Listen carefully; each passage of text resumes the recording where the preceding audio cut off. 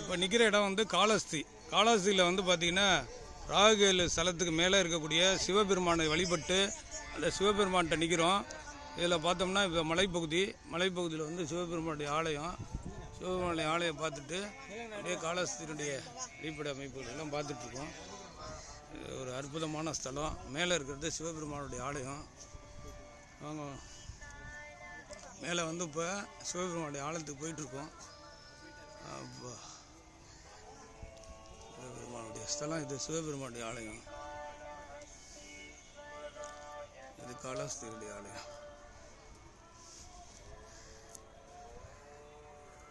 சிவபெருமானுடைய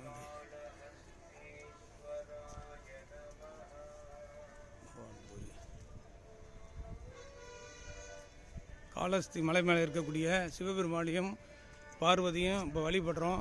இது வந்து கண்ணப்பர் அவர்கள் இங்கே தன்னுடைய தவ வலிமையால் கண்ணப்பர் சிவபெருமானை வழிபட்ட மலை மேலே இருக்கக்கூடிய ஸ்தலம். இது மேலே பார்த்திங்க அப்படின்னா சிவபெருமானும் பார்வதியும் இங்கே இருக்காங்க. இதுலேருந்து வரக்கூடிய மலையிலேருந்து பார்க்குறப்ப இது வந்து மலைப்பகுதி. இதுலேருந்து பார்த்தோம்னா பெரிய ஆறு ஒன்று ஓடுது. இந்த பகுதி வந்து ஒரு அற்புதமான பகுதி. இதில் தான் இன்றைக்கு காலையில் இருக்கோம். கண்ணப்பர் அவர்கள் வெளிப்பட்டு தன் கண்ணையே சிவபெருமானுக்கு கொடுத்த இடம் தான் இந்த காளஹஸ்தியில் இருக்கக்கூடிய ஒரு அற்புதமான இடம். ராகுகேது தோஷங்கள் நீங்கக்கூடிய ஒரு அமைப்பு இந்த பகுதியில் உள்ளது.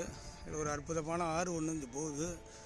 ஆற்றங்கரை ஓரத்தில் மலைப்பகுதியில் இந்த ஆலயம் வந்து அமைஞ்சிருக்கு.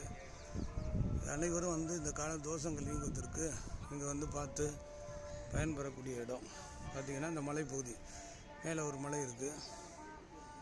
அற்புதமான ஒரு இடம். இதை பாருங்கள், ஆறு. ஆற்றங்கரை ஓரத்தில் வந்து அற்புதமாக வந்து சிவபெருமான் இருக்குது. ராகுகேதுக்களுடைய அடிப்படையான அருமையான இடம். காலை பொழுதில் மேக கூட்டங்கள் அதிகமாக இருக்குது. காலையில் 5:30 மணிலேருந்து 6 மணி வரைக்கும் இங்கே வந்து இறைவனை வழிபட்டு இந்த இறைவனுடைய ஆலயத்தில் நம்மளாம் இருந்துகிட்ருக்கோம். அற்புதமான ஆலயம் இது. அனைவரும் வழிபட்டு நலம் பெறலாம். இதான் வந்து பெரிய சிவபெருமான் மலை மேலே இருக்கக்கூடிய அற்புதமான சிவபெருமான். மலை மேலே இருக்கக்கூடிய இறைவனை வழிபட்டு ராகுகேது தோஷங்கள் நீங்க அனைவரும் வழிபடலாம்.